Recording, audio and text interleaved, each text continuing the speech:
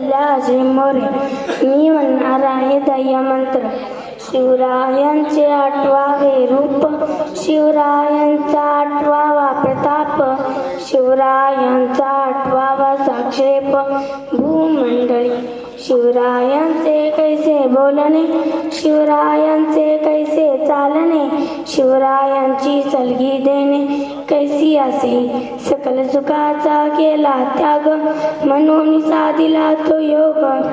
राज्य साधनेची लगबग कैसी केली, याहून करावे विशेष, तरीच म्हणवावे पुरुष.